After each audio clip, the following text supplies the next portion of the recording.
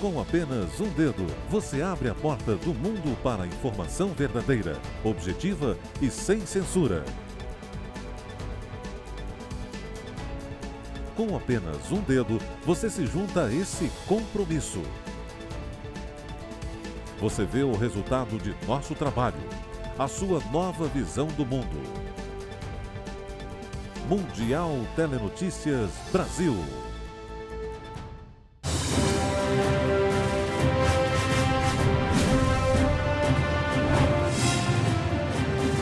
Olá, já estou de volta com outra edição do Mundial Telenotícias. Acompanhe.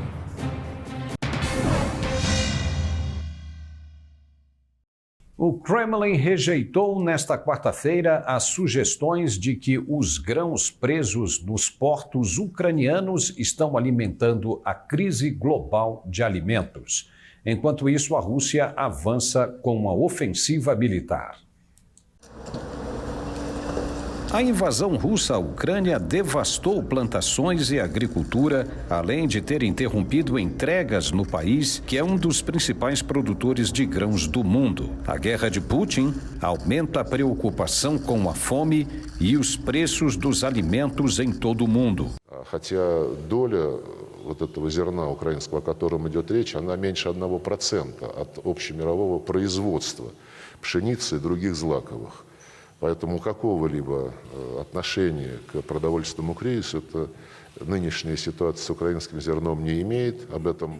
A Rússia e a Ucrânia produzem 30% da oferta global de trigo. A Rússia negou repetidamente o bloqueio da passagem de navios de carga carregados com grãos ucranianos, culpando as sanções ocidentais contra Moscou por contribuir para a crise alimentar. O presidente ucraniano Volodymyr Zelensky disse na segunda-feira que cerca de 20 a 25 milhões de toneladas de grãos estão atualmente bloqueados nos portos ucranianos e que podem crescer para 70 a 75 milhões de toneladas no outono.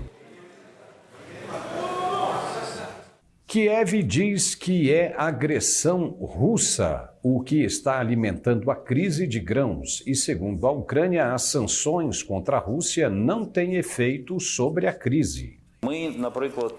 A Ucrânia disse nesta quarta-feira que a invasão de Moscou foi responsável por uma crise global de grãos, descartando as alegações russas de que as sanções ocidentais a Moscou elevaram os preços. O ministro das Relações Exteriores da Ucrânia, Dmytro Kuleba, disse a jornalistas durante uma coletiva divulgada nas mídias sociais que vem comunicando ativamente o presidente sobre a verdadeira causa desta crise. Segundo ele, é a agressão russa e não as sanções. O presidente Jair Bolsonaro falou sobre o desaparecimento do jornalista britânico Dom Phillips e do indigenista brasileiro Bruno Pereira. Segundo o presidente, eles podem ter sido executados. Completamente selvagem. Bolsonaro disse que a expedição de ambos era uma aventura não recomendável e acrescentou que eles podem, inclusive, ter sido executados. E realmente 2 pessoas apenas num barco, numa região daquela, completamente selvagem. É uma aventura que não é recomendável que se faça, Tudo pode acontecer, pode ser um acidente, pode ser que eles tenham sido executados, tudo pode acontecer. A gente espera e pede a Deus que sejam encontrados brevemente. As Forças Armadas estão trabalhando com muito afinco na região. Em um vídeo, a brasileira Alessandra Sampaio, mulher de Dom Phillips, pediu ao governo e aos órgãos competentes para intensificarem as buscas. Eu queria fazer um apelo para o governo federal para os órgãos competentes para intensificarem as buscas, que a gente ainda tem um pouquinho de esperança de encontrar eles. Mesmo que eu não encontre o amor da minha vida vivo, eles têm que ser encontrados, por favor.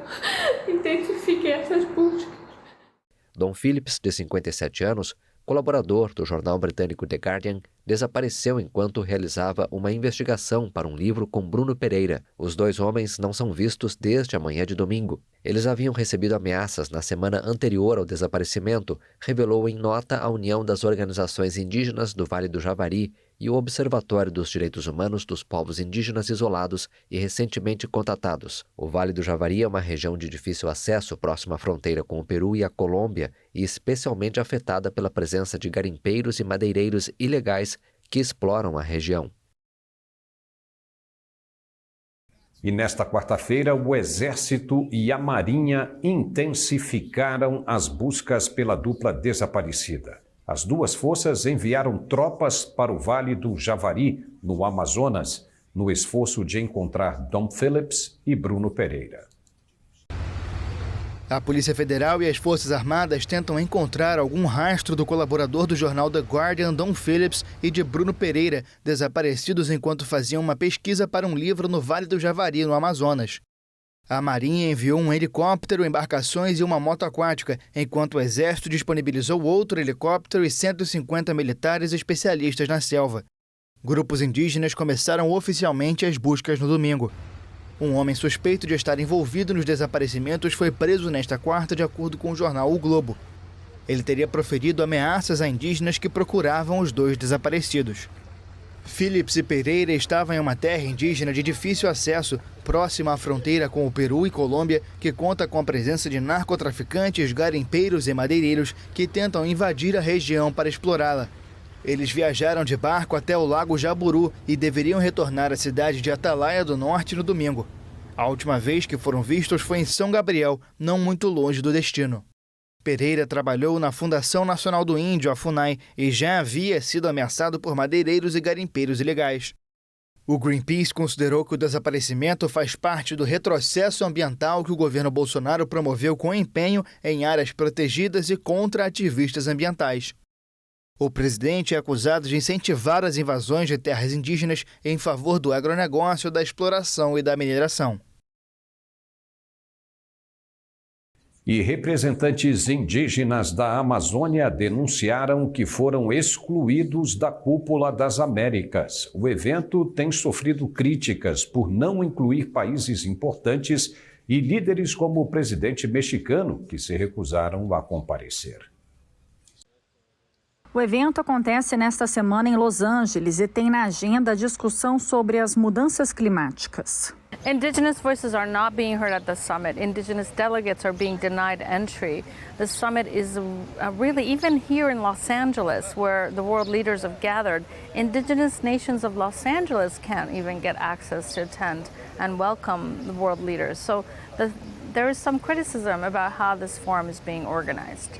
Soltani diz que vários representantes indígenas se inscreveram para participar das atividades da cúpula e percorreram enormes distâncias para chegar ao evento nos Estados Unidos, mas não tiveram acesso com a justificativa de que não há espaço para todos. Por lo tanto, en estos eventos importantes donde están gobiernos del turno, deberíamos estar todos los indígenas de diferentes países para llegar con nuestra voz y con nuestra propuesta. O integrante da Confederação de Nações Indígenas da Amazônia Equatoriana viajou de barco, carro, ônibus e avião por mais de 2 dias para ir de sua remota comunidade de 100 famílias a Los Angeles, apenas para ouvir que não poderia participar do evento que abordará a questão ambiental. Os representantes indígenas organizaram manifestações e protestos pedindo ações aos líderes da região. A Amazônia se estende por 8 países latino-americanos e pela região da Guiana Francesa, com o Brasil concentrando a maior proporção da floresta. A Cúpula das Américas voltou aos Estados Unidos após sua primeira reunião em 1994, em Miami. No Senegal, uma passeata tomou conta das ruas nesta quarta-feira e milhares de opositores ao regime de governo se manifestaram contra a rejeição da lista eleitoral da oposição.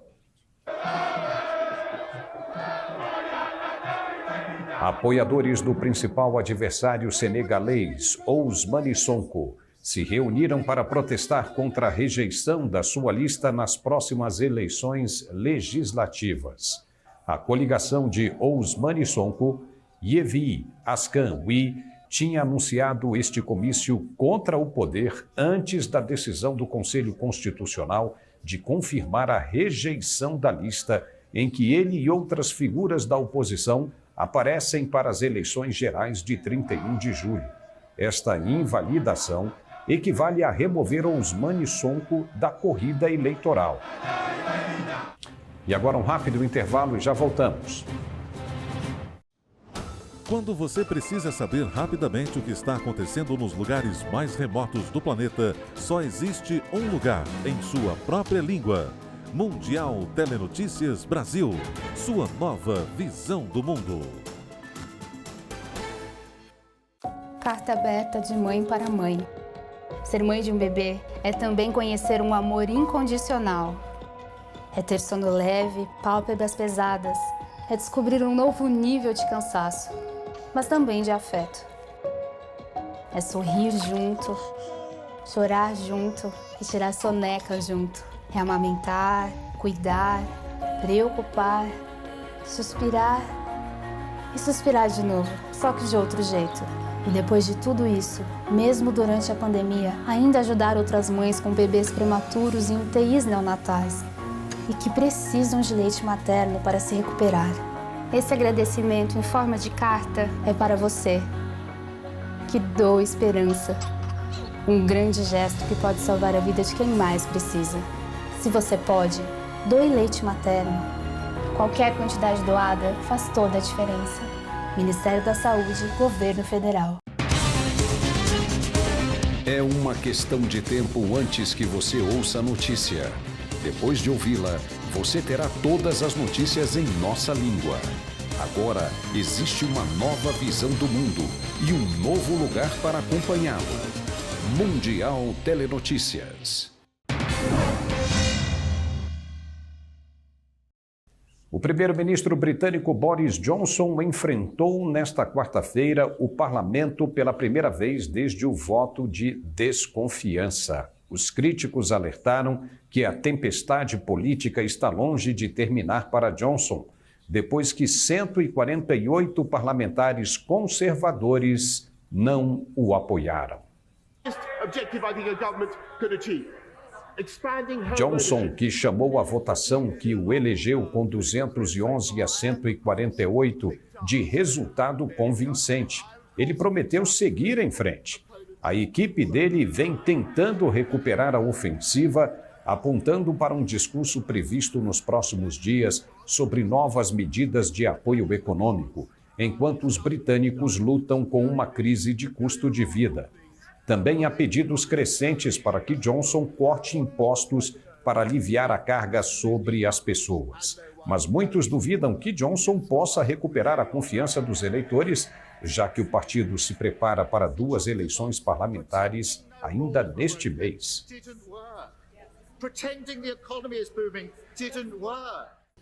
Um atropelamento deixou pelo menos um morto e vários feridos nesta quarta-feira no centro de Berlim. A polícia investiga agora as razões do incidente. O veículo atropelou várias pessoas antes de bater em uma vitrine de um bairro comercial perto de uma estação de trem. Wir klären aktuell, ob es sich eine Vorsatztat handelte oder einen Verkehrsunfall, vielleicht auch einen medizinischen Notfall. Wir versorgen, die Feuerwehr versorgt aktuell die Verletzten. Wir haben auch eine verstorbene Person zu beklagen. Der Fahrzeugführer konnte von Passanten festgehalten werden und dann unmittelbar von Einsatzkräften festgenommen werden. De acordo com o jornal Bild, a vítima do atropelamento é um homem. O incidente aconteceu perto da Igreja Memorial, monumento emblemático da zona ocidental da capital alemã, situado em uma das avenidas comerciais mais movimentadas de Berlim.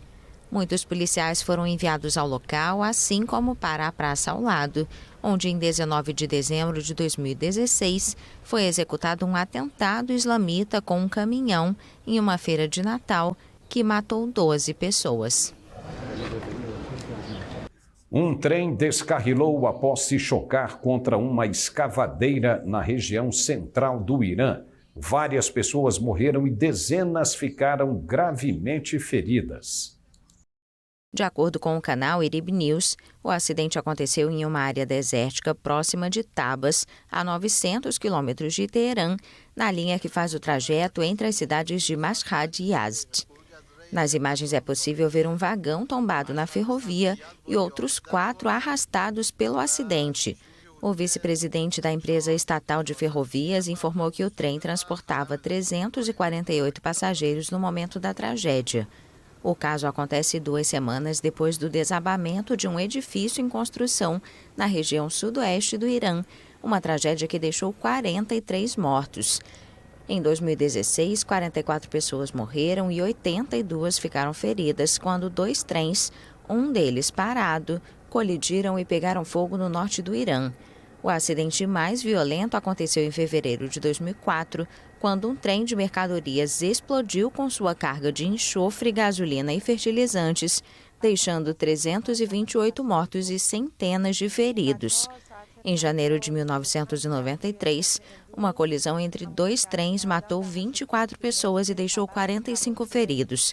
O acidente oficialmente foi provocado por um erro de sinalização. Uma esperança para conter o avanço da variante Ômicron. O laboratório Moderna anunciou bons resultados preliminares contra a cepa do coronavírus. Uma dose de reforço de 50 microgramas apresentou uma resposta de anticorpos superior 1 mês depois da inoculação em comparação com a vacina original.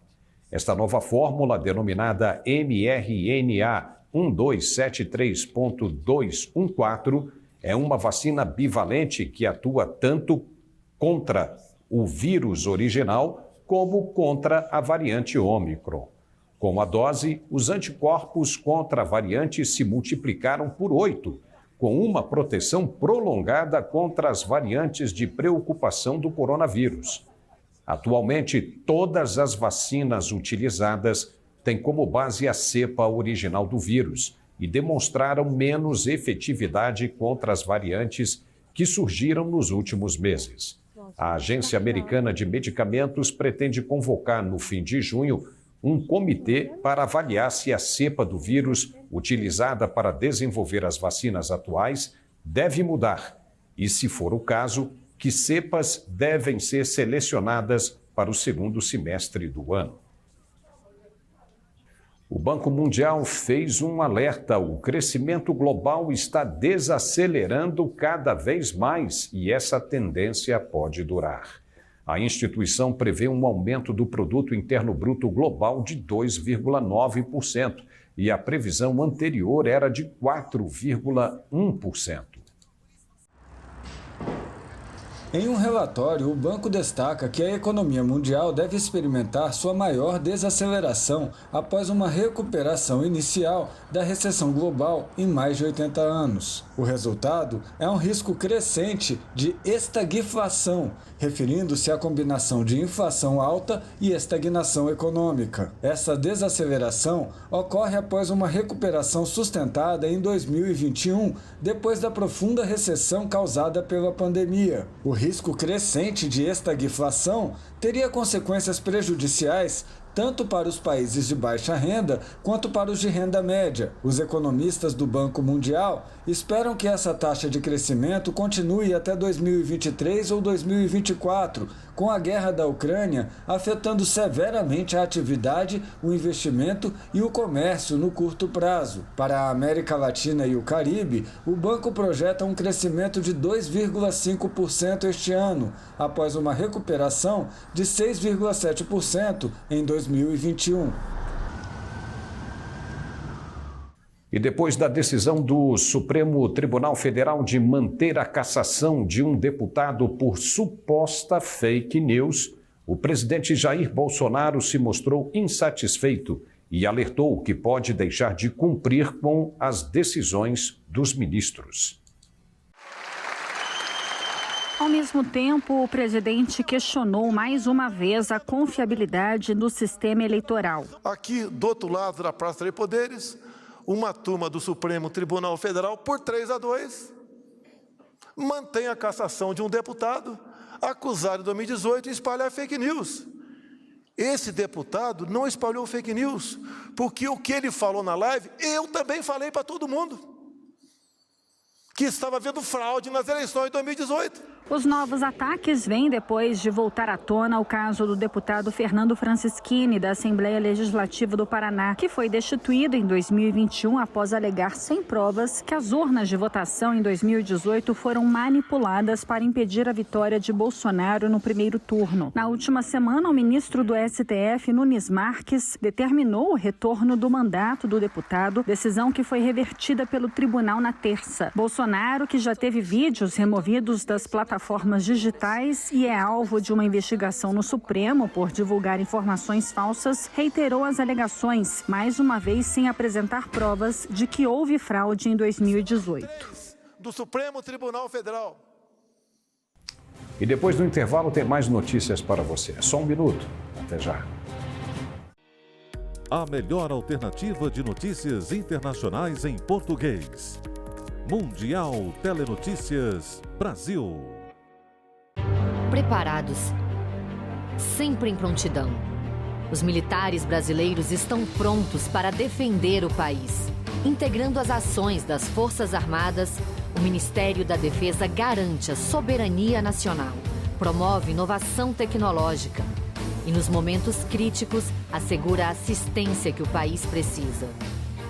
Ministério da Defesa, 22 anos integrando forças pelo Brasil. Agora existe uma nova visão do mundo e um novo lugar para acompanhá-lo. Mundial Telenotícias.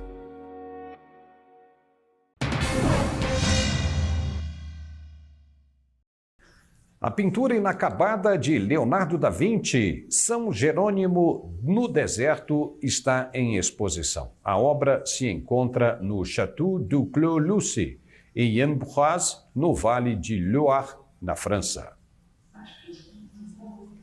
O local é o mesmo onde o artista passou os últimos 3 anos de vida. O diretor do castelo, François Sambry, disse que muitas perguntas permanecem sem respostas. E é isso que torna esta obra tão enigmática. A exposição foi possível graças a um empréstimo especial dos museus do Vaticano. Segundo François, é emocionante para a equipe no Le Clos-Lucy receber uma autêntica obra-prima de Leonardo da Vinci no local onde o gênio passou os últimos 3 anos de sua vida.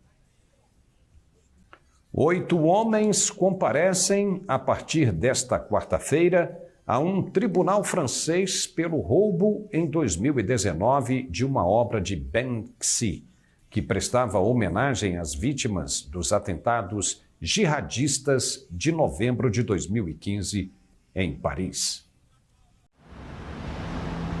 A imagem de uma jovem triste decorava uma porta da sala de espetáculos Bataclan, um dos alvos dos ataques jihadistas de 2015. A porta metálica foi encontrada na Itália, 1 ano depois de seu roubo. Um tribunal de Paris deve determinar durante o julgamento de 3 dias o papel desempenhado pelos 8 acusados, 7 franceses e 1 italiano, no roubo e na ocultação da obra. Durante a madrugada de 26 de janeiro de 2019, 3 homens mascarados saíram de um carro, cortaram as dobradiças com ferramentas ligadas em um gerador e em menos de 10 minutos saíram com a obra que estava protegida por um acrílico. 3 homens confessaram o roubo quando foram detidos, mas 2 deles dizem que apenas obedeceram ordens. Mehdi Meftah, um amante de arte de rua que guardou a porta no sul da França antes que seguisse para a Itália, é suspeito de ter encomendado a obra. Os 4 últimos acusados